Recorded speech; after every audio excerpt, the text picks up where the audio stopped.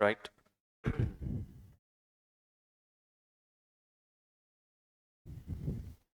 Okay, we'll start with a new chapter. Before that, uh,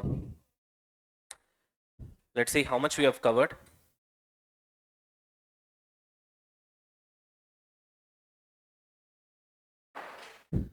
And what are the chapters that we have done. So what is the first one, right? Intro to CMA.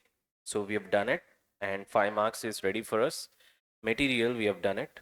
10 marks on an average, isn't it? Yeah, from examination perspective. Then what else? Overheads, that's another 10. ABC, that's another 10. Okay, what else? We are done with process costing. Okay, another 10. So totally how many marks so far? 5, 35, 45, right? Then we are done with joint and byproducts, 50. Service costing, right? 60. Then we are done with marginal costing, another 10, 70. Okay, so done with 70 so far. So now we're going to go with something called standard costing. Now this is also important. As you can see, on an average you're getting what? 10, 10, 10, 10, 10, 10, 15, 10, 10, 10. Okay, in last nearly 10 attempts, except one attempt, it was always 10 and more than 10. Got it? Hello? Yes. So absolutely important chapter, which means it will be another 10. So which means by the time we finish off this chapter, we'll be ready for exam till how many marks? 80 marks. Okay. Once we are done with this, budgeting, little bit it will take time. But after that, job costing, unit costing, cost sheet, these 3 chapters, hardly it will take 1 day or 1.5 day. You get the point? This one, sorry, job, unit and batch and cost sheet. Get it? Right. And then the only big chapter that will be left is cost accounting systems. And it is not that important from examination perspective. As you can see, on an average, it comes for 5 marks. Okay. Few attempts it is for 10 also. Few attempts it is 0. Few attempts it is 4 marks. Maybe we can say 6 marks or something like 6 or 7. And then finally, we'll be left over with labor. Okay. Labor will be our last chapter. Got it? Sure. Anyways, let's go on.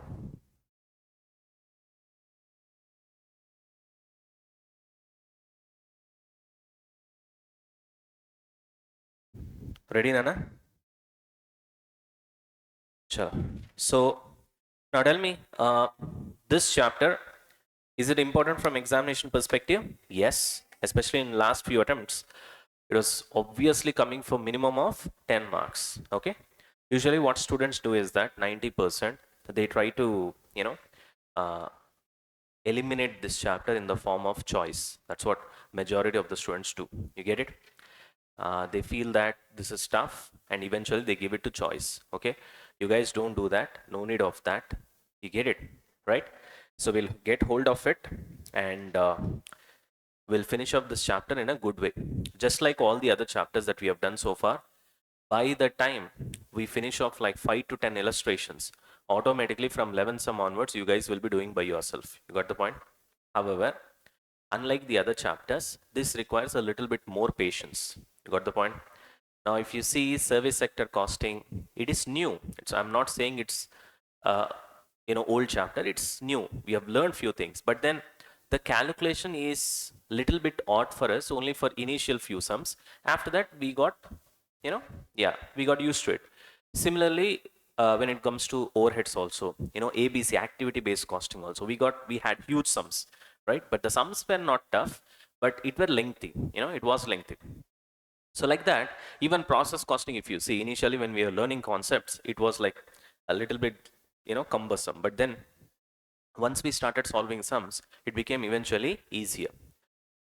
Now, when compared to all those chapters, I won't say this will be on that level. It will be a little bit one step higher in terms of difficulty and one thing is, yeah, if you can by heart this chapter, obviously it will not feel that difficult for you. During the by hearting process, it will feel difficult.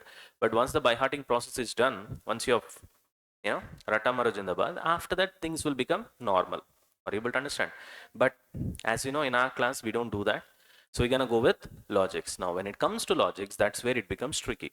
So digesting and understanding the logics which I'm going to tell you will be challenging. You get it? So therefore, I want you guys to what? Focus a little bit more. Got it? Chalo, ready? Yeah. All right. Now let's look at things. First of all, bird's eye view. What are all things that we have in this particular chapter? First one is what, Nana? We're gonna find out what is standard cost and what is standard costing.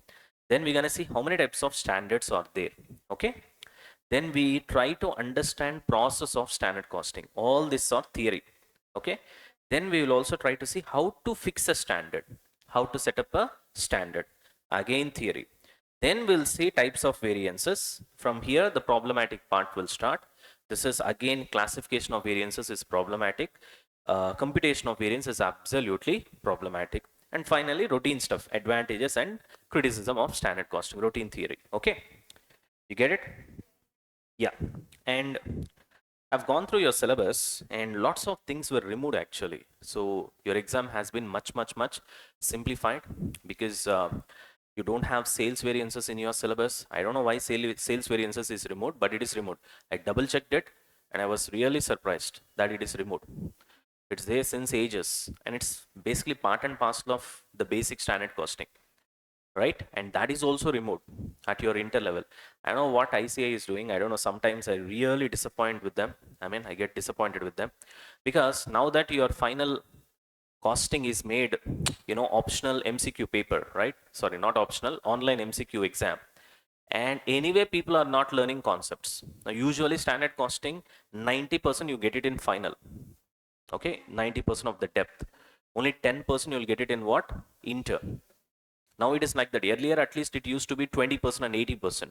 So at least you had few concepts over here. And now one by one has been eliminated. I don't know why. So anyway, so this is what it is. So whatever that is there in the syllabus, we'll learn to that extent. Got the point? Shall we move on? Right, fellas. Okay, I just gave you the bird's eye view. So what is a bird's eye view, Nana? We're gonna figure out what is the meaning of standard cost and standard costing. Then how many types of standards we have got, process of standard costing, setting up standard cost, and types of variances, classification of variances, and computation of variances will be our practical area where we'll be solving lots of sums. And finally, usual stuff, advantages and disadvantages of standard costing or criticism, right? Okay, now let's start with the first basic question. We are learning this particular chapter, na? What is that? Standard costing. Okay, before we get to that, I did write something here. What is this? Objective. Now, see, there are so many objectives of standard costing, not just one objective. What I've written here is the objective which has got the higher weightage.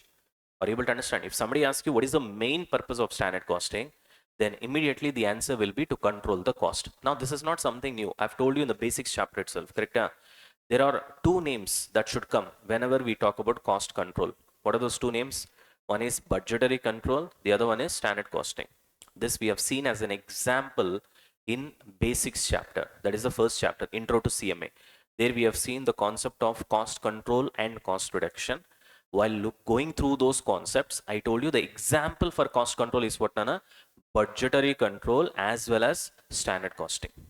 These two are examples of cost control. Anyways, so from that, every time we go through formulae and stuff like that in this particular chapter, one thing should be constantly running in your mind, that the objective is to what? Control the cost. Then eventually things will fall in place. Got it? Right. Anyways, move on. Okay. Now let us see, why do we need standard costing? Okay. First point, prediction of future cost for decision making. Now, first of all, you need to understand what do you mean by standard? What is the importance of the word standard? What do you mean by standard? For example, let's put it in a simple way. If somebody asks you what is standard, well, the simple answer will be averages. What is the answer? Averages. So what do you mean by averages? What is the standard of Sachin Tendulkar whenever he comes to bat? What is the standard of Virat Kohli whenever he comes to bat? You minimum expect him to make a 50, correct? That is a standard that has been set. Now, how do you come to a conclusion that the standard that is set by Virat Kohli is on an average 50 marks or 50 runs? How can you say that? because of his averages of the past performance. Got the point? So he has performed in such a way since last 5 years or 4 years or whatever it is. You have seen it, you have seen it, you have seen it, you have seen it, and then you have come to an average. And based on that average, you form an opinion and you fix a standard that this is the minimum standard of Kohli. You understand what I'm trying to say? So in other words, what you need to understand is standard costing. Standards means they are nothing but what, Nana? Averages. What are standards? Averages. Usually it will be based on averages. Little bit of further adjustments you can do, but predominantly standards are nothing but averages. You got the point? All right. This you keep it in mind. Now, so prediction of future cost for decision making. That is why we need standard costing. Now you might be thinking, sir, prediction of future cost, we do it even in case of budgeting, na sir? Are you able to understand? Budgeting is also same logic, na? We are going to predict the future cost. That's what we call budgeting. Then what makes standard costing different from budgeting? Well, there are certain similarities between standard costing and budgeting. There are certain differences as well. Are you able to understand? Although the objective of standard costing and budgeting is pretty much the same. What is the objective? Here you want to control cost, there you want to control cost. So naturally you will find similarities. But if you look at dissimilarities, that's a different topic. We'll see that later. But they're not exactly the same. So budget is like something, what can I say? It doesn't go deeper into the numbers. It will give you superficial numbers. Superficial means in the sense just upon that, on the surface area. Are you able to understand? It will not go deep. Standard costing goes deeper. For example, when it comes to budgeting, most of the times, what is your budgeted material cost? That's it. What is your budgeted labor cost? That's it. What is your budgeted, say for example, overhead cost? Budgeted manufacturing cost is how much? Or budgeted maintenance department cost is how much? So you stop there. You don't go much deeper. You don't dig much deeper. Standard costing goes a little bit deeper than that. Are you able to understand? Right. And at the end of the day, both of these guys are predicting for future. There is no doubt in that. Therefore, each of them will use each other. That will also happen. But why are we specifically saying that the need of standard costing is there? Because there is a need of prediction of future cost for decision making is because, see, how companies will run is, they will always categorize their existing business into an efficiency level. So what do you mean by efficiency level? Efficiency level means, I don't know whether you remember, we have seen this in overheads in the form of capacity. Remember that? We have seen lots of capacity, like installed capacity. First I told you it's a textbook capacity, anyway we can't achieve it. Then we went to practical capacity. Then we went to what? Actual capacity. Then we went to normal capacity. And while I was discussing normal capacity, I told you that this is what is happening since last 1 year. We took the average of it, correct? So standard costing pretty much goes on the same logic. What it does is, last 1 year, last 2 years, what are we doing every month? Okay. Okay, this much we are consuming raw material for this particular finished good. On an average, this is the efficiency. Let's say the efficiency is 80% right now. Your company is working at. So therefore, now what they will do is that next 6 months also, I presume that the same standard or efficiency will continue. Are you able to understand? And therefore, I fix my standards. In other words, targets. To put it very simply, it can also be called as targets. Okay. So therefore, since last 1 year, we have achieved 80% efficiency on an average. We are working on that, right? So I'm presuming that the same level of efficiency will be continued in future. Are you able to understand? And based on that, they'll fix what? Standards, which is nothing but prediction of future cost only. Na? Are you able to understand? Next, suppose there is an offer that comes to your company. Offer. Somebody comes to your manufacturing company saying that I need so many units of finished good, so much of quantity. Let's say I need 1,000 units of so and so finished good. I'll give you this much of price. This is the offer. Now you have to take a decision whether to accept that offer or not. Now how will you take a decision? You will consider that offer. You will see how much is the revenue you are going to get in that particular offer. From that you're gonna reduce what, Nana? Expected cost. Correct? Because you're thinking about future, isn't it? Decision making is all about future. Decision making is all about future. So therefore now you are thinking, okay, if I accept this offer, what will be my variable cost? You know, Are you able to understand? Material cost will be how much, labor cost will be how much, you know. So what are you doing right now? You're expecting how much cost will be. Now this will be based on what? Standard cost, which you have already set. Because just now I told you, we have already set the standard. What is the standard that we have set?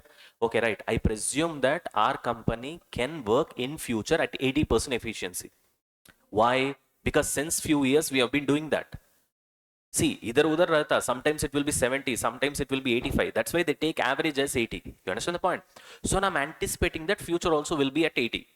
So based on that, I'll put some numbers. Are you able to understand? So based on this expectation only, when some offer comes like this, you want to take a decision based on the data from standard costing only. I'll try to decide whether I should accept this offer or not. You get the point, right? That is why this sentence is given. Prediction of future cost for decision making. Got it? Right, moving on to next one. Provide target to be achieved. Of course, standards are your target. I fix a standard. You remember, we have discussed that different types of departments inside a manufacturing company can be divided into, I think, 4 categories. Cost center, revenue center, profit center, and investment center. Correct? You remember that? So in that, we have also discussed that purchasing department will most probably be treated as what center? Cost center. Now, how the performance of the purchasing department will be measured? By comparing the standard cost which you have fixed versus the actual cost which has been incurred by the purchasing department. Correct? So based on the past experience, based on last 6 months, last 1 year, I'll fix a standard purchase price for raw material. Are you able to get me? That this is the price at which you are expected to buy. Of course, I'll take into consideration inflation, everything. You got it? And then rest will fall in the hands of the purchasing department manager so that he will buy actually at what price. Then that actual price of raw material which he has purchased will be compared with the standard price of raw material which has been set. Which means indirectly the standard price is a target, na? And that's what we are talking here. Provide target to be achieved. Get it? Moving on to next one. What is the next one? Used in budgeting and performance evaluation. Obviously, I told you, both are interchangeably used. So we're going to use the data of standard costing even in budgeting. And of course, we are evaluating performance. Just now I gave you the example. In the example which I gave you with respect to purchasing department, we are trying to evaluate the performance of the purchasing department manager by comparing the standard cost with actual cost. You get the point? And finally, interim profit measurement and inventory valuation. This is also very important. Inventory valuation most of the times happens based on what cost? Standard cost. Are you able to understand? What cost? Standard cost. Which one?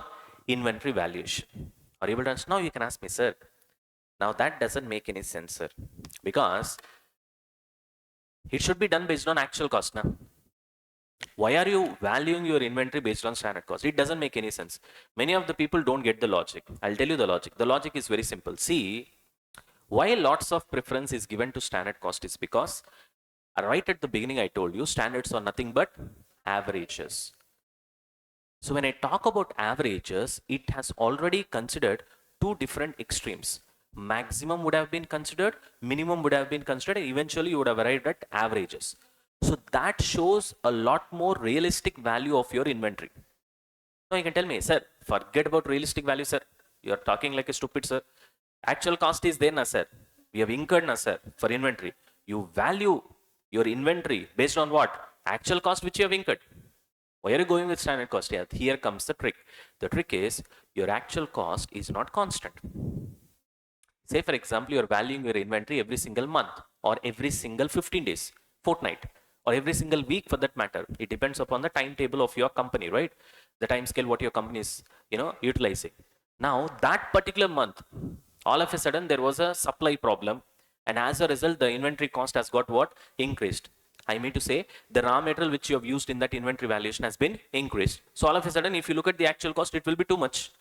Does that mean that really your actual value of the inventory is that much? Nope. Similarly, suddenly there was a strike of labor, or some labor laws has got changed, or some sort of strike has happened. As a result, there was a labor shortage. So therefore, to finish off the work that has been given to you by your customers, you have to ask your employees or labor to work overtime. And as a result, you paid them more. And that is also there in the actual cost. Now tell me, considering all these things, if you value your inventory based on actual cost, is it correct or wrong? Wrong. Whereas if you value it based on standard cost, you are eliminating all these unusual things. Because standard cost is based on what? Averages. So it sinks basically. That is why even when it comes to inventory valuation also, we will be using what? Standard cost. Sometimes to calculate profit also, interim profit means it's not your final profit. We will be reducing standard cost only, not the actual cost. Do you understand the point? Well, the answer is very simple. Standards are more reliable. Standards are more reliable. You don't have extreme numbers in standards because they are averages. Neither it will be too high nor it will be too low. So that's logical for me to value my inventory. Are you able to understand? Yeah, you might say, sir, for example, actual cost also, there is nothing unusual that has happened in this month, sir. Therefore, we can value with actual cost. In that case, mostly actual and standard will match. Are you able to understand? Then also, if you value at standard, no problem now. Are you able to get the logic which I'm trying to tell you, right? I'm going a little bit deeper so that you understand the logic rather than by hearting the theory. Get the point? You get it? Right. That is why many people don't get this. Why you have to value inventory at standard cost. They just simply say that there's a sentence in your textbook, ICA material, so therefore inventory should be valued at standard cost. There ends the matter. That's all. You get the point? The logic is this. Everything has got a logic behind that. We just need to get it. Are we done with this? Chalo, now tell me, why do we need standard costing? Give me the answers. First one. First point. Prediction of future cost and for decision making, right? Second point. Provide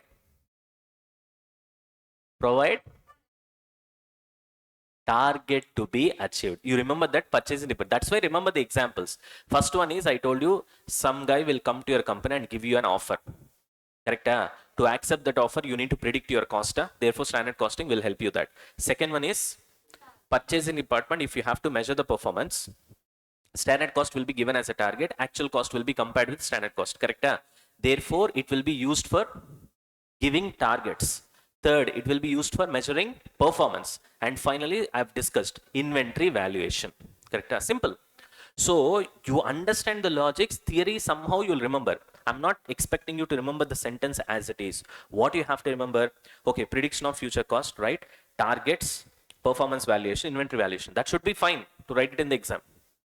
Got the point? You remember the examples which I told you. For this, you remember that, okay, fine. Somebody comes to the company and gives an offer. Then how are we going to take a decision whether to accept this offer or not? We can't go with actual cost. So we'll go with standard cost. Got the point? Next one is purchasing department, you remember. Then this point is covered, this point is covered. Correct? You're going to give purchase department target, which is standard cost. You also going to measure the performance of purchase department. Correct? By comparing standard cost with actual cost. Isn't it? And finally, why inventory is valued based on standard cost. That also I've told you. Done. Okay? Right. Now, moving on. Now, see now. This is also called as technique of costing. I told you there are so many methods of costing and technique of costing. I told you at the beginning itself. In basics chapter, I told you. I don't want to repeat again. Standard costing comes under technique of costing. Okay. Budgeting also comes under technique of costing. Rest of all the chapters that we have seen are methods of costing. Got it? Right. I told you technique is like a use and throw pen. Method is like a ink pen. I don't know whether you remember this or not. I gave you this example during the basics chapter. Remember this? Very good. Chalo, moving on. What is the purpose of this chapter, Nana? I told you there are so many objectives of this chapter, so many purposes, but majority will go to what? Cost control. But yeah, you're going to measure the performance also with the help of standard costing. In fact, performance measurement is also objective of budgeting. You understand the point? And cost control is also objective of budgeting. So in other words, budgeting and budgetary control has got same objectives as standard costing. What is the objective of budgeting and budgetary control? Cost control. Standard costing, cost control. There, performance evaluation. Here, performance evaluation or performance measurement. Got it? Chalo. Now, finally, what is the process of standard costing? Very, very, very important. What is this, Ray? Process of standard costing. How this entire chapter works. That's what we're going to see. Ready? Now, first you will set the standards. This is step number 1. Sir, how are we going to set the standards, sir? That we'll see later in detail. Right now, what you have to understand is first we'll set the standards. That's all. Standards will be set. This is point number 1. Point number 2, after standards are set, what will happen? Actuals will happen. That's obvious. then we'll take the difference between these two, correct? And the difference can be called as variance. It can be positive, it can be negative, it doesn't matter. Ultimately, there will be a difference, which we call it as a variance. Once we get the variance, we will not leave it like that. We will try to figure out the reason why there is a variance. So, which means what you have to understand, see here. Again, many people don't understand this. They teach things in a wrong way. What they teach is, say for example, your budgeted material cost is 10,000 or your standard material cost is 10,000. Let's put it this way. Your actual material cost is 9,500. Now tell me, this variance is how much here? 500 rupees. Favorable or adverse? Favorable. Why? Because you thought your expenditure will be 10,000, whereas your expenditure is what? 9,500. Therefore, it is favorable. So, which means it's good. It's good for the company because your actual profit will increase, correct? And then you will dance. You should not do like this. It's actually wrong. Whether the variance is favorable or the variance is adverse, in other words, if you expect your material cost to be 10,000, whether your material cost is 9,500 or the material cost is 10,500, it doesn't matter. Ultimately, it's not good for the company. Are you able to understand?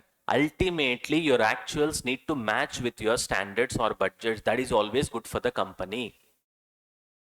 You understand the point?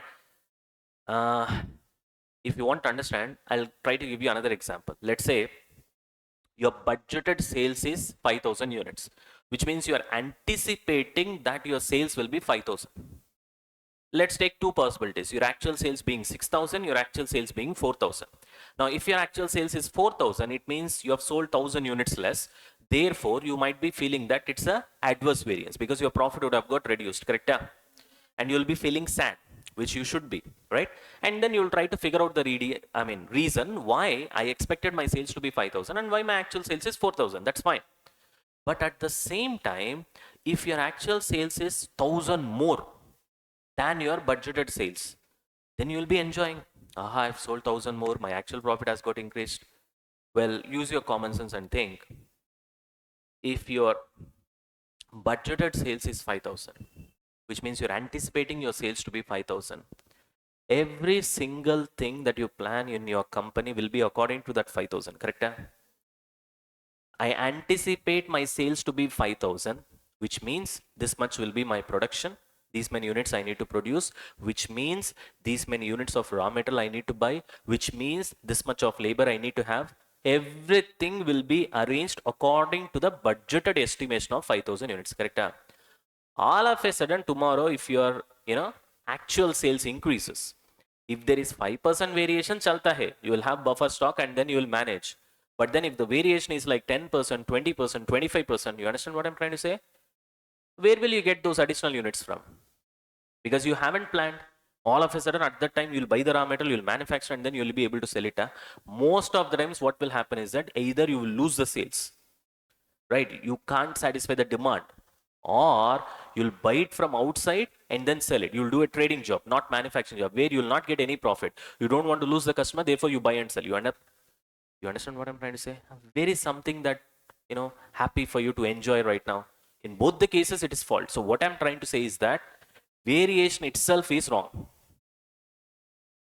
You should not have variance, then only the company will function smoothly. Got the point? You have a variance, it's not good for your company. Many people don't get these logics. You understand what I'm trying to say? Right? But we call it as favorable when profit increases, we call it as adverse when the profit reduces. That's fine. The wording used is like that. But that doesn't mean that this is good for the company, this bad for the company. You understand what I'm trying to say? Variance itself is bad. Clear? Right? Fantastic. Now, okay, sir. Then that means that all the variances will be investigated. Again, the answer is no. All the variances will not be investigated. Why, sir? Why? Because I already told you standards are nothing but what? Averages. When standards are averages, small variances are expected to be incurred. That will come for sure. I'm talking about minor variances because your standards are averages. So definitely when it is an average, little bit of variances will be there from the average, or in other words, mean. Correct? Are you able to understand? So therefore, it will be idiotic to analyze and what? Investigate each and every variances. It doesn't work that way. So therefore, what we'll do is that we'll have something called management by exception. That concept I'll teach you later. But what I'm trying to tell you right now is that we will have some numbers. We'll fix like this. Minimum 5% variations, we will not investigate. Anything more than 5% variation, we'll investigate. Every company will have a particular rule, a customized rule, right? Some companies may have 2%. You get the point? Some companies may have 5%, some companies may have 3%, whatever it is, it will be given in the question at the end of the day. So what you have to understand is that once it crosses that particular threshold limit, we call it as a threshold limit, only then you will investigate the variance. Otherwise, you will not investigate. Clear? Now, so if that threshold limit is crossed, then investigation will happen. What you will do in this investigation? You will try to find out who is responsible. Definitely there will be one guy. For example, you take material cost. You gave standard cost to the purchasing department saying that at this price you should be purchasing. He has purchased at a higher price. Now you will go and you will try to investigate the variance. Why your actual purchase price of the raw metal is greater than the standard purchase price. Got the point? Then he'll try to give you some reasons saying that, sir, either to kuch gadbad ho gaya, wo idhar ho gaya, ye wo ho gaya, ye wo ho gaya. You'll ultimately try to listen to those reasons. If it is reasonable, you'll accept. Otherwise, definitely it will be marked as bad performance. Eventually bonus will not be given, perks will not be given, etc, etc, etc. Maybe he'll be punished also. You understand the point? Hello? Yes? While investigating, there will be certain reasons that will come to your knowledge that which are beyond the control of the purchasing department manager. For example, internationally metal prices has got increased. Then this guy is trying to buy from all the places. Everywhere it has got increased, which was not anticipated by the team which was setting the standards. In that case, what will happen? Eventually, your actual cost will be more than the standard cost. And now the reason for this actual cost is outside the control of the purchasing department manager. In that case, what do you have to do? Exactly. You have investigated the variances, na? So therefore, now you will say that the reason for difference in this variance is because of international prices hike, and therefore it is beyond the control of this purchasing department manager, and therefore he cannot be penalized and he is not responsible for this inefficiency. Get it? All those things will happen where? Exactly. And finally, now you found out the reason, na? You'll start taking countermeasures. Countermeasures means what? Correcting. Because variance itself is a mistake, I told you, whether it is favorable or adverse in both the cases. You take the sales example only. 5,000 was my expected sales. Actually is 4,000. Then we'll catch hold of the marketing department. We'll ask them, why did you sell 1,000 units less? You get the point? We'll try to figure out the reason. Suppose you have actually sold 6,000. Are you able to understand? Your budgeted was 5,000. Then I'll catch hold of the budgeting team. I'll ask them, when there is a chance of selling 6,000 units, why did you fix budget as 5,000? Is there something wrong from your side? Did you not anticipate the demand correctly? Or your marketing team did a fabulous job? See, some other reason must be there. Na? Ultimately, I'll find out the reason. That is why investigation is important. Got the point? Once you find out the reason, then you will take countermeasures. For example, let's take this example only. Your budgeted sales was 5,000. Your actual sales is 4,000. Which means you have sold 1,000 units. You have sold 1,000 units less. I started investigating. I came to know that marketing team did not do their work properly.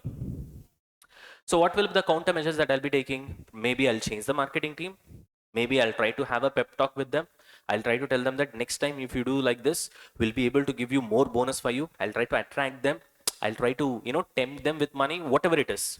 But I know that problem is there. You understand what I'm trying to say?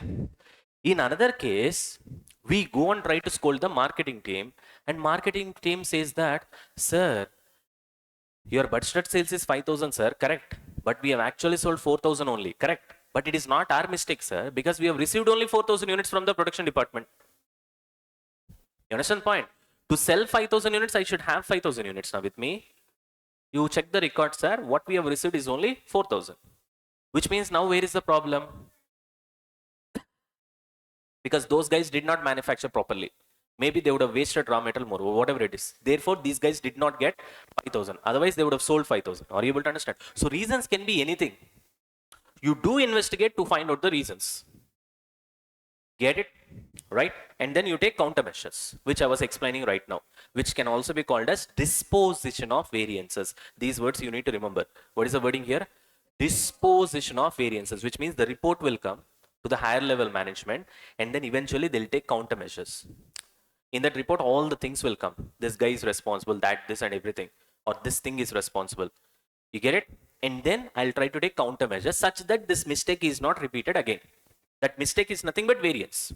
So that next time, what is our plan of action? This variance should not come again.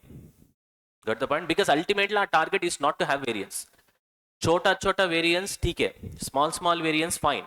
Because your standards are nothing but averages, therefore small variances are expected to come. But I don't want big variances. You get the point? Which is not good for the company. Got it? This is how you control the cost, by using standard costing. By taking this countermeasure, eventually you are sending a signal, you are sending a warning to everybody inside the company that if you are not doing work efficiently along with the standards, you will be asked, you will be questioned, and you will be punished. Punished means it's not like you're physically punishing them. Say, for example, they're entitled to bonus, will not give them. They're entitled to, labor, rate hike or something like that, will not give them, or will give them less hike. You understand what I'm trying to say? It can be anything. You get it? All right. So this is the whole world of standard costing. In other words, we can also call it as what? Process of standard costing. This is what? 1, 2, 3, 4, 5. How many steps? 5 steps. Right. Now tell me, what is the process of standard costing? What is the first step? You will set the standards first. Then what will happen? Actuals will happen. Then the difference between standards and actuals is what? Variance, right? Then after seeing variance, will you keep quiet? No. You will try to what? Investigate. Once you investigate, you will try to find out a reason. After finding out reason, you will keep quiet again? No. You will take countermeasures, which is nothing but, what do we call? Disposition of variances. That wording you have to remember. Countermeasures is my wording. Your ICA wording is disposition of variances in your material. You get the point? Everybody? Chalo.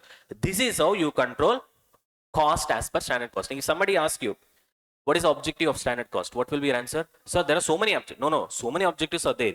Major objective is what? Cost control. Of course, performance evaluation as well. Right. Then if somebody asks you, okay, briefly, you tell me, how will you control the cost as per standard costing? You'll get these questions in interviews. Get the point? You tell me briefly. You cannot explain them the entire chapter. Got the point? Because answering questions in interviews is important. Equally important is giving them within a time. You start explaining everything, it doesn't work. That will be considered as no answer. You got it? So if they ask you, so okay, briefly you tell me, how are we trying to control the cost as per standard costing? What will you answer? Nothing, sir. We'll set the standard first. We'll see what the actuals are. We'll take the difference between them. We call it as a variance. We'll try to figure out the reason why the variance has happened, which is nothing but investigation. After that, we'll take countermeasures once knowing the reason. That's all. Game over. Got it? Bol re. Chalo, fantastic. Shall we move on? Right. Now let's start with the first one. What is this first one? What is a standard cost? See, this chapter, 30% you will have theory. Next chapter, 70% you will have theory. Which chapter is next chapter? Budgeting. You got the point?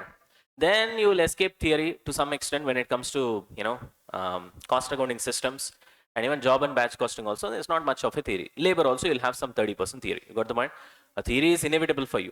You learn it, only then it will be easy. See, normally what people do is that they again divide this theory into two halves. One is conceptual theory, the other one is what? Theory. When I say theory, dry theory, which will bore you off eventually. You got the point? And then they'll eliminate it. It will be at the end of the material. Last 30, 40, 50 pages will be the dry theory. The conceptual theory, which means, for example, in marginal costing also, to find break-even point, I'll give you break-even point means this one, and this is the formula. All these are conceptual theory. That they will teach in the class. And after that, the dry theory is left over. You have to do it yourself. Everybody knows that you won't do it yourself, right? Most probably, the optimistic view is that the day before the exam, you'll try to open and read it. You got the point? Eventually, on the day of the exam, you won't remember it. That is also fine. Eventually, it will end up in a disaster. You get it? We aren't doing like that. So we are covering everything. You get the point? So theory will be like that only. English is not our local language. Okay. So therefore, the words will not be familiar. So we have to understand it and then we have to digest it eventually. Get it? Chalo, fantastic. Moving on. Now let's try to understand what is standard cost. Already I told you the answer. What is standard cost? Averages. So which is nothing but estimated unit cost. A standard cost is estimated unit cost built up of standards of each cost element. What do you mean by element, Ray? Element means what? Again, I have to teach you this. In basics chapter, we have seen based on elements, your cost can be classified into 3 types. Material, labor, overheads. Now you'll remember. I gave you example also. Nana, in chemistry, in 10th class, which was a big mystery for us, we have seen something called water, Nana. Water is made up of what elements, Nana? Means H2O. H means hydrogen. O means oxygen. Did I tell you that? When water is like a finished good and water is made up of hydrogen and oxygen, right, which are elements, similarly, if your output in this case in a manufacturing company will be made up of what elements? Material, labor, overheads. Correct? Moku fellows. Here, what is the definition I told you? Once you know a concept, you should be able to apply it. You should not forget then and there itself. That's the problem with you guys. You always have knowledge like blocks in your mind. Here, basics chapter is there. Here, marginal costing chapter is there. Here, overheads chapter is there. Now, I'm discussing about standard costing. Now, here, this knowledge will not be disturbed. They'll be safe. Correct? So, when I ask anything in this particular chapter, Nana, here you have to pull this knowledge under, then slowly door will open. Only when I explain. And then immediately it will get closed. You will be preserving that knowledge for future generations. Correct? And then what? Moko fellows, keep your mind open, right? We don't want blocks of knowledge. We want reservoir of knowledge in your brain. Shh. Okay. All right. Now, so look at the definition now. A standard cost is an estimated unit cost built up of standards for each cost element. Each cost element means for material, labor, overheads. For everything, you will fix standard. Then everything put together, you will find total standard cost for a finished good. Got the point? All right. All right. Now, here we have some uses of standard costing. This we already know. To value inventories. Correct? Do we know this? Yes. To prepare cost budgets for production. That also we know. Standard costing will be used for budgeting. Here we have seen used in budgeting as well as what?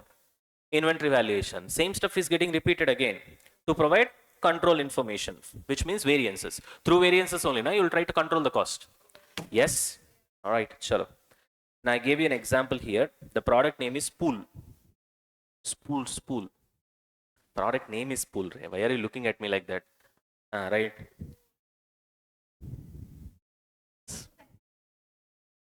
Jija. Right. Okay. Care cousin. Right. Okay. Himmat wala. Okay. Right. Chalo. Now, ready? Yeah. Balcony ready? Now. So let's look at an example. There is a finished good. Nana. Spool is a finished good. Nana. Let's try to see how the standard costing card looks like. You will have direct material. You will have direct labor. And then you will have overheads. 3 elements. Correct? 3 elements of cost. Under direct material, you need to use 3 raw materials to manufacture this particular finished good. Okay, raw material A, 2 rupees per kg is the cost. You need to use 6 kgs, which means it will cost you 12 rupees. Then raw material B, 2 kgs you need to use. Each kg will cost you 3 rupees. Total cost is 6 rupees. Then raw material C, same. It is in liters. Are you able to understand?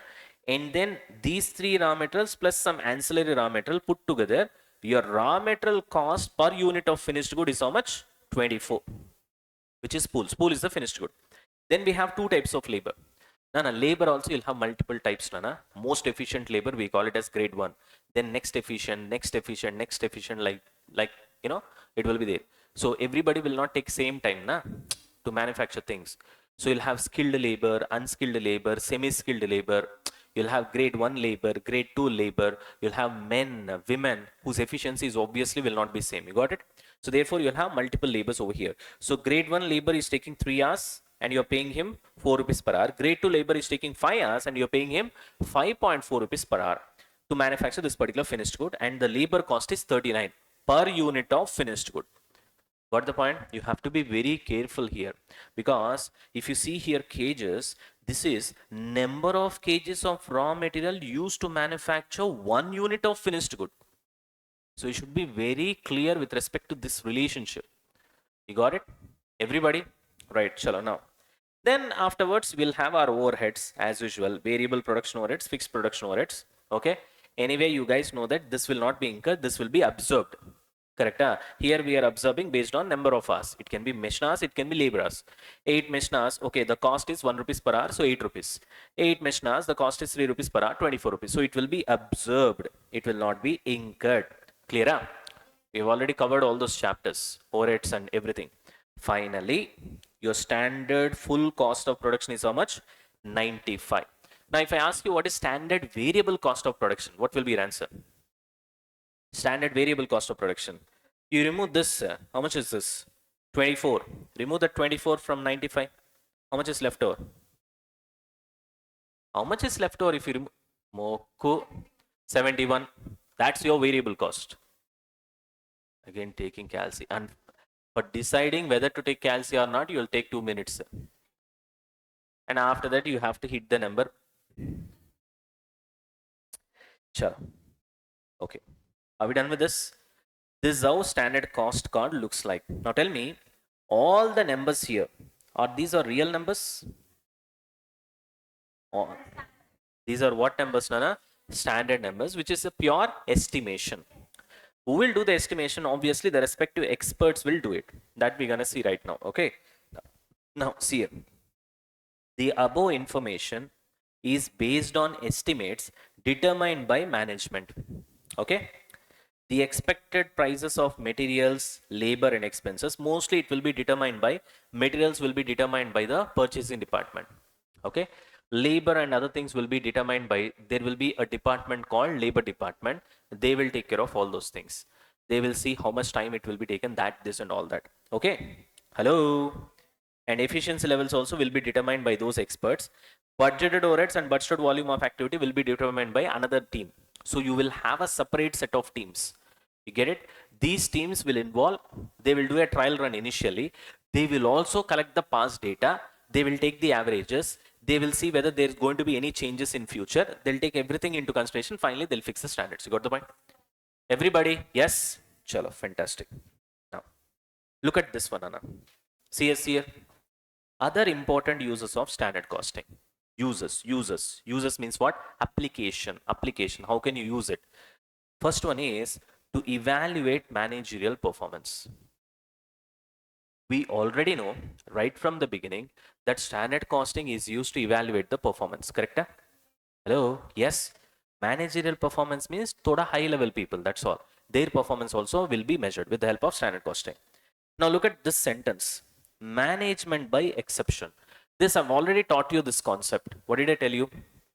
Nana, when it comes to this process of standard costing, all the variances will not be investigated. Because if you do that, you're idiot. Why? Because standards are averages. Correct? And therefore, thoda sa variances zarur hoga. Small variances will definitely be there. And then like an idiot, you keep on analyzing each and every variance. You will not at all find a reason for that. So therefore, only significant variances will be investigated. What is the right word? Significant variance. Now the question is, what is significant? And that depends upon the management. 2% variation is significant, 3% variation is significant, 5% variation is significant, 10% variation is significant. It depends upon them. You got it? The decision taken by the management is nothing but management by exception. See here. A standard cost when established is actually an average expected unit cost. Correct? Hey, Mukush. Correct?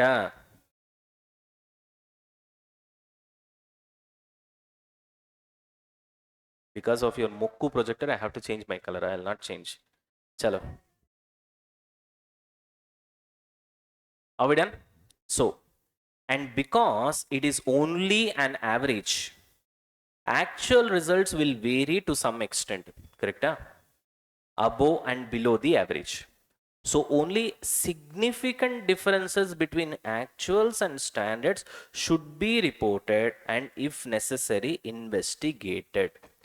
You will not be investigating each and everything. Then you will seem like a lunatic. What, Nana? Who is a lunatic? Who is not a normal person, obviously. Isn't it? Right. You get this? So what do you mean by management by exception? It means every single variance will not be investigated. Only certain variances will be investigated. Significant variances will be investigated. What is significant will be decided by the management. And why is it like that? Because your standards are nothing but averages. So thoda variances are expected. Some variances will come for sure because your standards are averages. But if the variance is significant, big, only then material, only then we'll investigate. Otherwise, we'll not do that. Got it? Everybody. All right, chalo. Moving on to next one. What is the next one you've got? Decision making. Decision making is the use of standard costing. We know it already. Here we have seen, why do we need standard costing? Prediction of future cost for decision making. Correct? So it will be repeated again and again. Don't worry. Motivate staff is also use of standard costing. How your staff will get motivated? You give them a target. You say that you achieve the target. I'll give you, yeah. Say for example, you guys are here. Tomorrow I'm gonna have a standard costing exam for you, based on this theory. I may have. Who knows? Sadism goes in many ways, right? So the point is, I say, if you crack this exam, if you write this exam all the questions correctly, I'll give you 5 orange mithai. That's a motivation. You got the point? Orange candy. Yeah. It's a very rare thing. You don't get it now that easily. Get it? It's an orange candy. Authentic orange candy is very difficult. It will have some sort of a, what can I say? Imli taste will be there. Like if you put it, you'll feel like that, you know? Yeah. Just like if you, it will not be sweet. That's what I'm telling you. Authentic. You don't get authentic nowadays. Sweetness will be there. Sweet with a pinch of that feeling will be there. Just like a hajmola, like imli flavor. It will be there. Anyways, now, ready? So that's the motivation, right? So you can see, I give you targets and I say if you achieve the target, I'll be able to give you so much of bonus. That's a motivation, which is a use of standard costing, obviously. Yes. And also it provides guidance on possible ways of improving efficiency. That is also there. Hello? Yes, because we do all the investigation of the variance and finally we'll take countermeasures. There indirectly we are trying to provide guidance only. That this is the mistake that has happened. Therefore, if you don't repeat this, like this, we can improve. Correct? Yes? So you see, except the second point, rest of the points we already know. Correct? We know that standard costing is used to measure performance. We know that standard costing is used to take decisions. We know that standard costing is used to motivate staff through giving bonuses once they achieve the performance levels, desired performance levels. Correct? And we also use standard costing to provide guidance on possible ways of improving themselves. How? After investigation of variance, that's what we do. Get it? Right. This is the only thing that is new. What is that? Management by exception, which I've already taught you. Correct? Fantastic. Now let's move on. Now comes the most important point. Okay, sir. You've told so many things about standard costing, right? Where can we use it? XYZ company can I use? No. You can't use it in all the companies. In what companies you can use? Companies with mass production. Mass production means what? Large quantities. Production will not be mass. Large quantities. Okay. Mass production. Same thing we have seen in process costing also. We can apply process costing only when there is large quantities of production and multiple process. You get the point? Here multiple process is not that necessary, but still that is the condition here also. As you can see, repetitive assembly work, which means every single day as a labor, I have to do the same work again and again. Only then you can fix a standard. Suppose every single day I'm doing customizing work. Can you fix a standard? Where is the standard for you to fix? Say for example, you are working with an interior team, interior decoration team. You don't know what sort of interiors you'll do each time when you go home, right? Are you able to understand? Then can you fix a standard over there?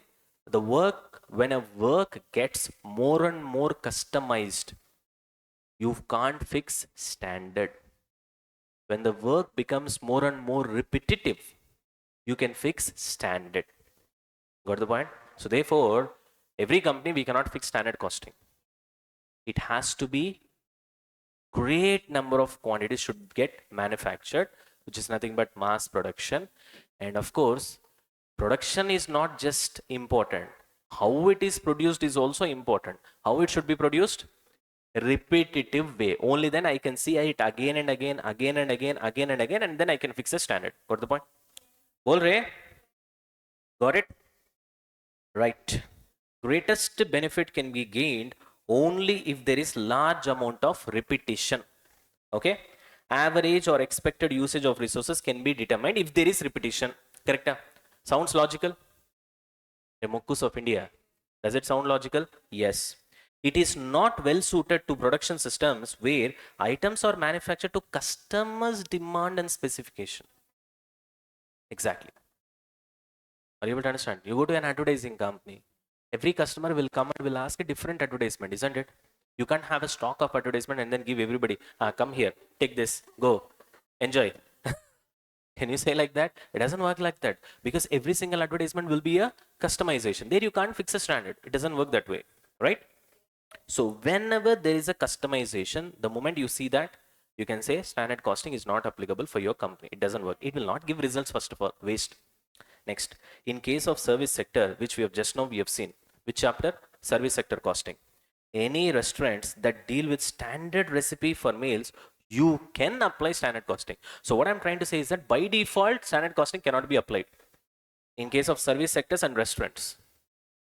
Are you able to understand? However, if there are any service sectors, if there are any restaurants which has got what Nana standard, if it is restaurant means standard recipe for meals, if it is service sector means standard procedure of service. You understand the point? Exactly same procedure. No, everybody goes, their step 1 will be this, step 2, step 3, step 4. It's pretty much designed. Are you able to understand? Then you can apply standard costing even in case of what Nana service sector. Got the point? Everybody? Right, fantastic. Are we done with this? So, what is the concept that we have seen right now?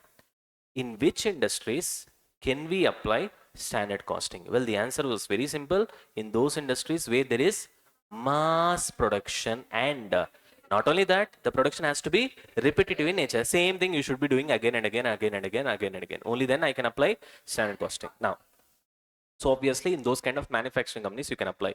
The next question is, which means in service sector can I apply? Mostly you can't apply, because most of the service sector, the services will be customized in nature. In restaurants can I apply? Nope, because most of the restaurants, their things will be what? Customized in nature.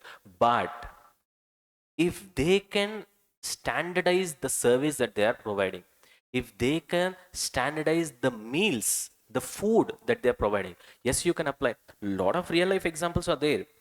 Starbucks is the best example. Can we apply standard costing in Starbucks? Absolutely yes. Are you able to understand? Everything happens on a repetitive basis. Get the point?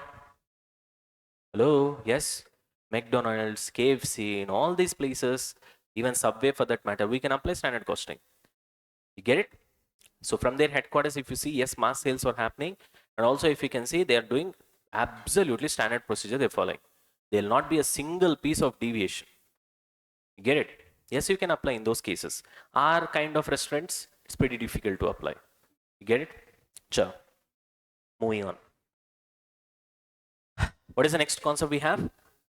Deriving standards or setting standards. Important, Nana.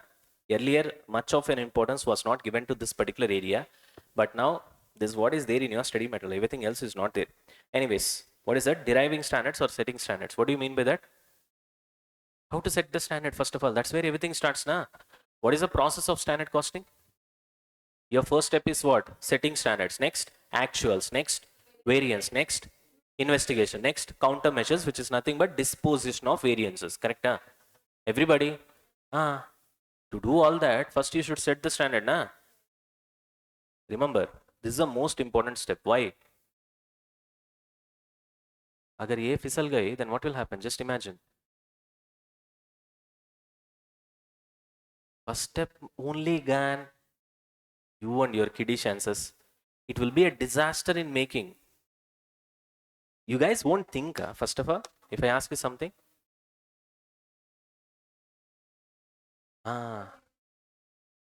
It's not we can't produce properly. Everything will happen. Everything will happen as usual because you don't know that standards are wrong. When you will know standards are wrong, exactly after actuals, and that too your investigation is happens in a proper way. Till the time it doesn't work. So if your standards are wrong, what will happen? Your actuals will happen, and you'll do the investigation process, presuming that standards are correct, obviously. And then who has to be punished? You'll be favoring him. Who has to be favored? You'll be punishing him. Eventually, it will end up in a disaster because favorable variance will be adverse variance will be favorable. It will be a chaos in making. Got the point? It is not just one problem, two problems. It's like collapse of an entire building. That's why your first step is very important. What is this? Setting standards. Because if standards are set wrong, gone. Everything is gone. Got the point? So this is very, very, very important. That's why we generally go with averages. You get the point? Ready? Yeah. Hello. Everybody. All right. Focus. Focus is important. Chalo. Ready? Now let's see. Shh. All right, Nana. Let them do revision dates. Now we'll look at this one, Nana. Chalo. Ready? Yeah. So we're gonna set the standards right now. Ready? How are we going to set the standards? We'll go element by element. Now, how many elements do we have? First we have material, then we have labor, and then we have overheads. One by one we'll go. First we'll start with material. Even when it comes to material variances, you have two angles to a material. One is the price at which the material should be purchased. This is one angle. Second angle is how many quantities of raw material should be consumed. So with respect to both these things, we need to keep the standard. Now, at what price the material should be purchased? Predominantly, it will be the responsibility of the purchasing department. How many quantities of raw metal should be consumed in an efficient way will be the responsibility of production department. So there are two departments involved here. One is purchasing department, the other one is production department. Okay. Now, right now, I'm talking about only price. So which means my focus will be only on which department? Material purchase department. Got the point? Right? Once we go to usage standards, that is material usage, then we'll think about production department. Right now, we will not be thinking about production department. Our focus will be completely on purchasing department only. Clear? Right. Now let's start. So we're going to set the standards with respect to price of raw material. How are we going to set the standards? We're going to see. Direct material cost per unit will be estimated by the purchasing department from the following factors. So who will be doing all these things? Remoku. Who will be doing all these things? Purchasing department. Got the point? So now our focus will be only on price of the material, not product. Remoku. Price of the material, raw material, input, not output. Okay. Now, first they will look into, who will look into? Purchasing department will look into purchase contracts already agreed. Are you able to understand? What do you mean by purchase contracts already agreed? With the supplier. They would have already entered into some agreement saying that this particular month, these many units I'll purchase, 1000 units. Next month, some 1500 units I'll purchase. So first you have to take into consideration that. Why? Because this you can't change, na? Whatever the price at which you have finalized the contract with the supplier, that has to be taken into consideration because anyway you can't change it. Correct? So that's the first point. Any existing commitments of purchase. Any existing commitments of purchase. When I say existing commitments of purchase, you are not going to get delivery today. You're gonna get delivery in future only. But the commitment is made today in the form of a contract. Clear? That's why I've written here future deliveries. Get it? Point number one. Point number two. Pricing discussions with regular suppliers. Now, this is also important. You're not going to do the pricing discussion with all the suppliers that are available in the market. You will do it only with the suppliers who are supplying your raw material regularly. So you will talk to them saying that next 1 year, are we expecting any major changes in the raw material? or pretty much you can deliver at the same price. That this and all. If they say that no sir, first 3 months this will be the price, next 3 months we are anticipating that it will increase by 10%, and the last 6 months maybe the price will be so much, then all those inputs will be taken. From whom?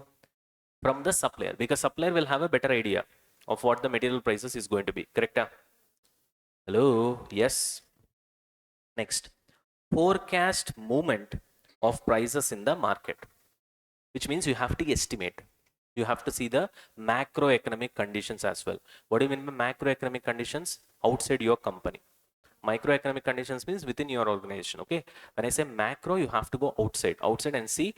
Suppose your particular raw material is just purchased from within the state, then you have to see the politics of the state, how things are going on here. Suppose you are purchasing from another state, then you have to see the politics of that state as well. Suppose you are importing from China, then even that also will be important for us. HMV virus also will be important. Got the point? What they'll be eating every single day is also important for us. Get it, Nana? Yes? Right. Chalo, moving on. Next, availability of bulk purchase discounts. We have seen this in materials chapter. You remember that? Greater the quantity that you buy, lesser will be the price, because we'll be getting more discount. Correct? So that also we need to take into consideration. 1,000 quantities if I buy, what will be the price? 2,000 quantities if I buy, what will be the price? 3,000 quantity if I buy, what will be the price? 5,000 quantity if I buy, what will be the price? So I have to take into consideration all these things as well. Correct? Hello? Common sense points only, Nana. Even if we sit with common sense also, we'll get it, which is not common, but still, it's called common sense. Now, quality of raw material required by production department. Very, very, very important. So when purchasing department is talking about price, you should not be thinking about just the price. Somebody comes and says that I'll give you at a very steep discount. Then you should not be like jingala, let's buy like that. Because what will happen? Purchasing department guys does this. They do that. So what they do is, already standard price has been fixed. Let's say it is 10 rupees per kg of material. Usually the market rate is around 10 rupees only, 10, 11, sometimes 9.5, something like that. Suddenly some guy comes and says, no sir, I can give it to you at 8 rupees also. Then what this guy will be thinking? Okay, if I buy at 8 rupees, I'll be getting a favorable variance of 2 rupees. In 2,000 quantities means this much I'll get, which means my performance will be very good. I'll be getting favorable variance, which means I'll be getting so much of bonus. Like this, if you think selfishly and then if you go for it and the quality of the raw material is dumb, what will happen? Input quality is dumb. Automatically output quality will be dumb automatically, or if the output quality is good also, wastage will be too much and eventually everything will be spoiled. Lot of side effects are there. You got the point? Therefore, this Mokku fellow, who is this Mokku fellow? Purchasing department should also think about quality of raw material. He can't say a quality of raw material is with respect to production department, I've got nothing to do with this. No, he will be made responsible. Who will be made responsible? Purchasing department will be made responsible even for the quality of raw material. That also should be considered. Got it? So price is not the only consideration over here. Quality also should be considered. Finally, stock of materials on hand. Obviously, how many units of raw material right now you have, Ray? For that also there will be a price, na? Use your common sense, Nana. Even Kirana shop guy also will do all these things only, na? Kirana shop wall also will have all these things. If he wants to buy anything, suppose they wants to buy 5-star chocolates in future, Ray. First they will see how many 5 stars already I've got, at what price I've purchased. Then I'll see already did I agree any quantities to buy from future, right? And then after that what they will see, the quality is the same. Everybody, is there any duplicates that I'm getting? Because especially with respect to this famous products, you'll have a lot of duplicates in the market. The wrapping, everything will be same, but inside the chocolate will be different. You got it? So he has to take into these common sense points only now. How much stock I've got right now, which is nothing but stock of materials on hand. How much of the contract that I've already signed up to buy, correct? Hello? And if he has got 3 to 4 distributors, he'll talk to each and every distributor that these many cartons of 5-star chocolate, you will give it to me at what price? You will give it to me at what price? Correct? Right? And he might also forecast movement of the prices. Get the point? That much they will not do because Kirana shop guy will not be doing too much of analyzing. But usually companies will do that, isn't it? They have got the think tank, correct? Right. Next, availability of bulk purchase discount. That will be there for Kirana shop wala also. More the 5-star chocolates that you buy, less will be the average price, correct? Obvious. You got it? So purely based on common sense points only. Yes, out of all the above factors, the most challenging one is dealing what, Nana? Inflation. Okay, rest of the things you can easily deal with respect to what? Pricing. Okay, these are all common sense points. You can easily arrive at a price. This is what I'm expecting the price will be. But inflation is the one which will trouble you. Now you might be thinking, sir, what is there in inflation, sir? Just try to consult somebody who has got good economics knowledge. He will tell you inflation will be 2% or 3% or 4%. Yare, right now, suppose the raw metal cost is 100 rupees per kg. 5% it will increase means how much it will increase? 105, that's all. It's not that easy because that 5% increase, is it over a period of time or a point of time? If it is point of time, it's easy for us. Mokku, it will not increase in a point of time. It will increase in a period of time. Point of time means your raw material will be 100, 100, 100, 100. Suddenly one day it will become 105. Yeah? It won't happen like that. Over a period of time, after some 20 days or 30 days, suddenly it will become 101. Then slowly it will go to 102. Then it will go to 103. Then 104. Then 105. What? Then how are you going to calculate your variances? Are you able to understand? This is where it becomes very tricky. That's what we're gonna see right now. See here. I gave you an example. Suppose material cost is 10 rupees per kg as of now, which means right now. During the next 12 months, it is expected to go up by 12 rupees per kg. So go up to 12 rupees per kg, which means it will increase by how much? 2 rupees. 2 rupees means 20% increase, correct? When? Is it one particular day? No. During the next 12 months. So it has got 1 year to increase from 10 to 12. Correct? Everybody, right now.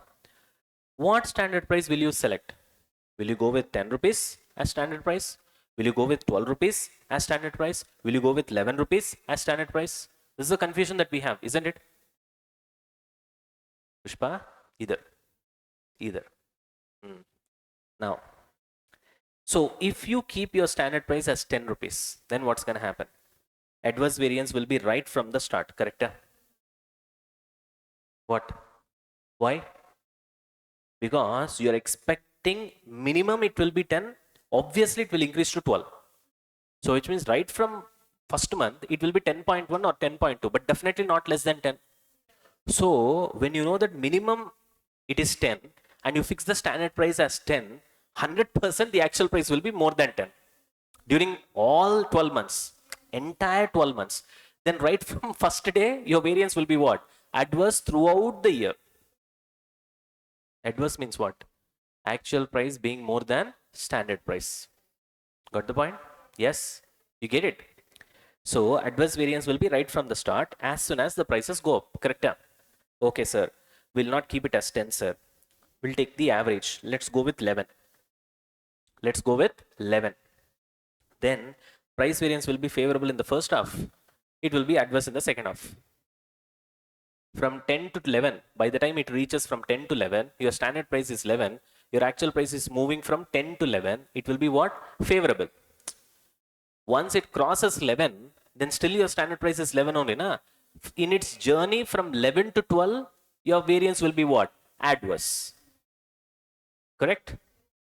Yes. So therefore I said first 6 months it's going to be favorable, next 6 months it's going to be adverse. And that too, how the price is going to increase, that's the biggest question. Will it increase gradually over a period of time or will it take a sudden jump? So there are a lot of factors here. Are you able to understand? That's why this too, the example that I gave you is a very simplified version. In reality, things will be very complicated. In fact, it will go to 11, it might come to less than 10 also, and again it will reach 12. Lots of variations will happen. You understand the point? So therefore, it's not that easy. But the example that I gave you is relatively simple so that you'll understand what are all the challenges that you will face, especially when there is what, Nana? Inflation. Deflation also same thing you'll have. In case of deflation also, same challenges you'll have. But in India, we don't see deflation that much. Of course, tomorrow, once ours also becomes a developed nation and our population starts reducing, we'll see deflation, which is far more dangerous than inflation. Far more dangerous. You might be thinking that what is this? A deflation sounds good now. Prices will go down. Prices will go down. It's a disaster in making if it goes down. Okay. Anyways, are we done with this? Clear till here? This will not be asked in the exam. This is only for your understanding. How things will be very complicated when there is inflation. To fix your selling price, standard selling price. Good, sorry, standard material price, not selling price, standard material price. Material will buy na? Yes.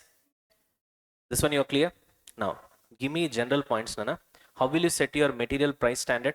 Give me the points. What are all things you will consider for setting material price? Okay, what are all the points you will consider? You'll start with the first one, Anna. First, you will see the existing stock of materials, at what price it is. Okay. Next, existing commitments, the contracts that you've already committed with your suppliers. Then, discussion with the suppliers regarding how much the price is going to be in the next year. Next, you will also forecast. You will ask his opinion with respect to how the prices are going to be in the next year. You will also do your own forecasting of what the prices are going to be in the next year. Correct? You will do macroeconomic analysis, which is nothing but forecasting the prices. Hello. What else? You will also take into consideration the quality of the raw material. Correct? What else? Quantity discounts also need to consider. That's a common sense, basically, right? When you're deciding, okay, how much will be the sales, which means how much will be the production, which means how much will be the raw material consumption, which means how much will be the raw material purchase, which means what is the quantity that I'm planning to purchase, in what quantity should I purchase such that I'll get the benefit of discount, which we already know in material chapter, na? Economic order quantity, which you have studied. You remember? Economic order quantity, which we have studied in materials chapter. You get it? So this will get linked with that. Got it? Now, are we done with this? Chalo. So now that you remember all these things, examination you can write. Now, moving on to next one. Now we're going to go with what? Setting standards for labor cost. Especially, we're going to talk about labor rate. Just now we have talked about material price, na? Material price only, na? We have talked so far. And we said who is responsible for that? Purchasing department manager. Correct? Similarly, now we're going to talk about labor rate. Who will be responsible for this? Production manager. Because you are not going to purchase labor, na. You're going to purchase material. Labor we are not going to purchase. We're going to what? Use labor. Are you able to understand? Everybody? Right. So who will be responsible for labor? Both for labor rate variance and labor usage. In case of rate, how much you are paying to the labor. In case of labor usage means what? Each labor is taking how many hours to do the work. There are two angles now. See, in material also there are two angles. One is material price. At what price you are buying the raw material. Second angle is how many kgs of material you are consuming for the finished good. So there are two angles. Similarly, for labor also there are two angles. At what rate you are paying the labor. 10 rupees per hour, 12 rupees per hour, 13 rupees per hour, 15 rupees per hour. How much you are paying? Plus, what is the second angle? How many hours each labor is taking to do the finished job? I mean, to do the same standard job. One labor might take 2 hours. Another labor might take 1.8 hours. Another labor might take 1.5 hours. Another labor might take 3 hours also. Are you able to understand? So, the number of hours that you take to finish off a job is nothing but efficiency of a labor. Correct? Efficiency of a labor only, na? More efficient means less hours. Less efficient means more hours he'll take. Correct? Another angle is which one? Rate. At what rate you will pay? But the funny thing is, both will come under production manager only when it comes to labor. The rate and the usage or efficiency, number of labor hours. You got the point? But when it comes to material usage will come under production manager because he'll be using the materials now through his labor. You understand the point? Through his labor, he'll be consuming the raw materials. Are you able to understand? Either they'll do the work if it is handmade or they'll put it in the machine. Either way. But when it comes to material purchase variance, it will be the responsibility of purchasing department. In other words, see here, you have purchasing department and then you have production department. Correct? Only material price is the responsibility of purchasing department. Material usage, production department. Labor rate, production department. Labor efficiency, production department. We'll see. Slowly we'll see. Same things will be repeating again and again. You'll get better clarity. Ready? Yeah? Now let's see. Rate per hour of direct labor will be set based on how are you going to finalize the rate, which means for a particular labor, whether I should pay him 10 rupees per hour or 12 rupees per hour or 13 rupees per hour, how will you decide? That's what we're going to see right now. First, you're going to take law into consideration. Why? There is something called minimum wages, na? You can't fix it below minimum wages. So first look into law. See whether there is any minimum wage law in the area which you're operating your business, and you ensure that the rate that you're going to fix must be more than the minimum wage rate. That's rule number one. Second, look at the payroll.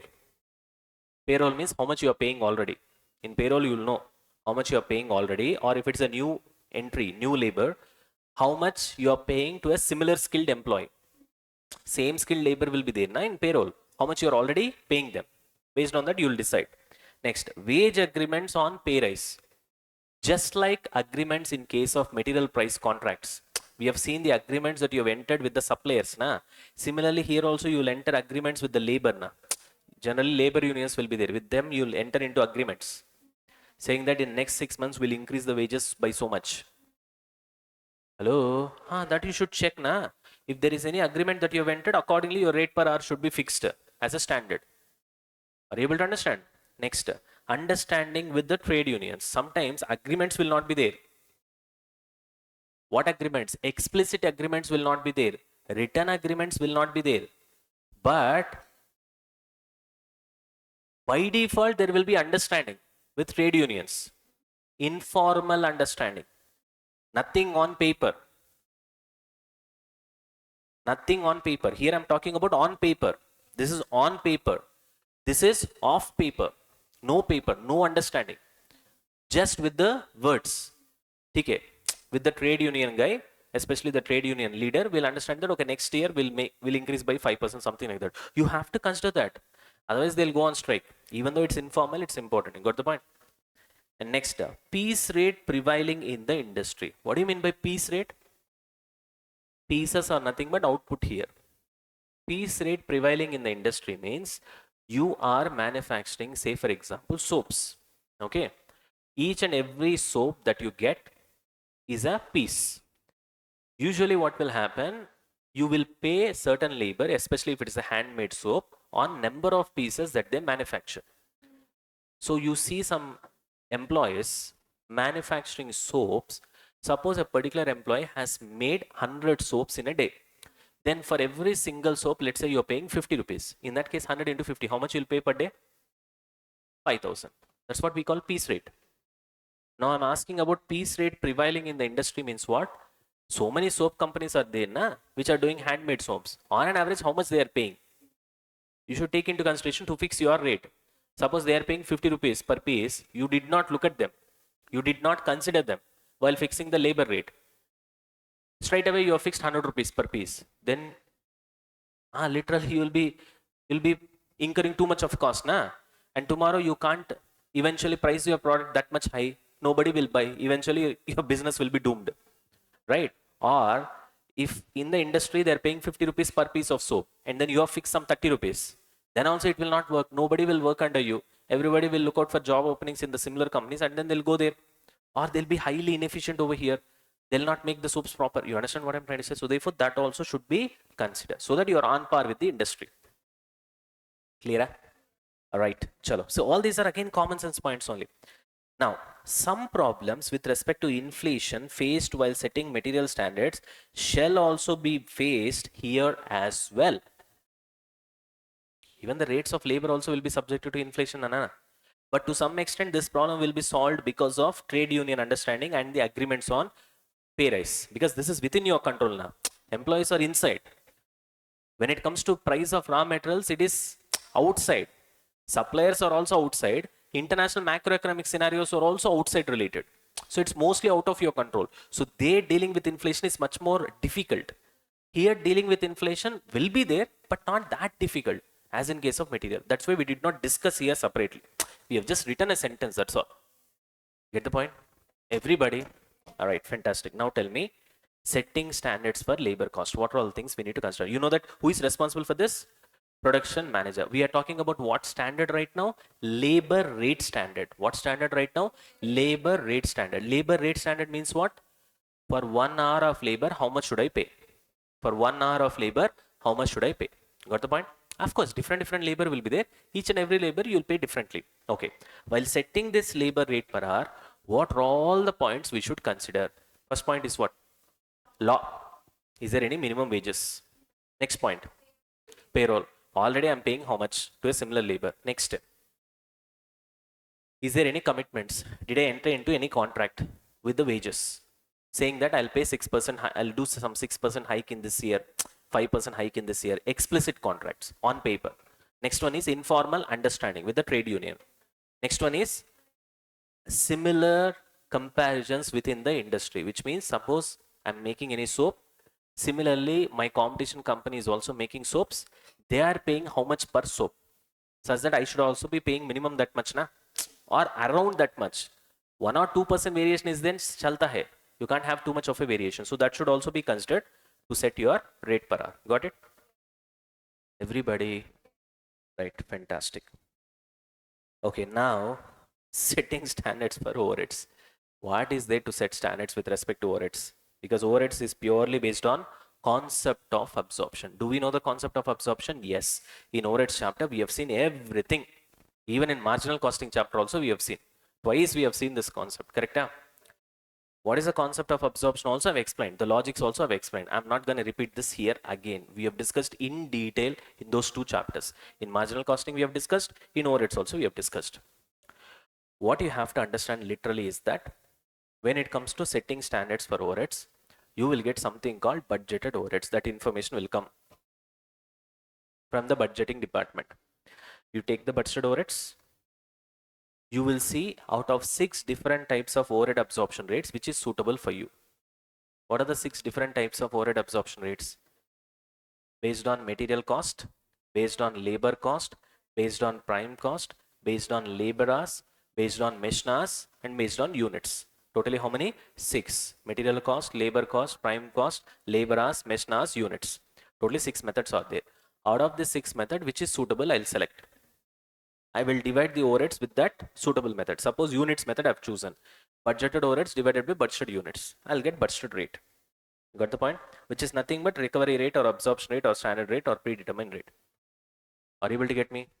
Hello, everybody. Clear? Right, that's it. Beyond that, nothing much is there when it comes to overheads. You will find that budgeted rate or standard rate or absorption rate or predetermined rate, everything we have seen already. You will multiply that with the actuals, that becomes standard. I already told you, na? There are 3 types of overheads: budgeted overheads, absorbed overheads, which is nothing but standard overheads, and then actuals. Actuals is fully actuals. Budgeted is fully budget. What about absorbed or standard overheads? Half budget, half actual. You remember that? I told you that. You get it? Right, that is what is here. You'll get absorbed overheads or standard overheads. You take standard rate, you multiply with actual. Suppose standard rate per unit, you'll multiply with actual output. Standard rate per mesh hour, you'll multiply with actual mesh hours. Standard rate per labor hour, you'll multiply with actual labor hours. We have solved sums also based on this in overheads chapter. Hello? Yes? Right, that's what I've written here. Overheads budget are fixed based on the optimum level of output. So based on that, you'll get budgeted overheads. You'll divide it with budgeted output. You'll get a rate. That's all. Suppose if this is not your method, then you'll divide it with budgeted mesh hours. Suppose this is not your method, you will divide it with budgeted labor hours. Now, which method I'll choose, sir? That depends upon the company. If a company is machine dominated, you will divide it with machine hours. If a company is labor dominated, you will divide it with labor hours. If company has got machines and labor in equal number, then probably you'll go with output. So it depends upon the company. Got the point? We are not asked to find out which method we need to choose. That will be given in the question only. We just need to follow. That's all. You get it? Nothing much to discuss here. Got it? Still, we are not done. Overheads, nothing much to discuss. We're done with labor rate. We're done with material price. Still, material usage is there. Labor also, labor efficiency is there, na? Number of labor hours. Are you able to understand? Still, that is there. Till here, it's fine. We'll have a short break. After that, we'll go with the rest. Got it? Chalo, have a break. Where is this?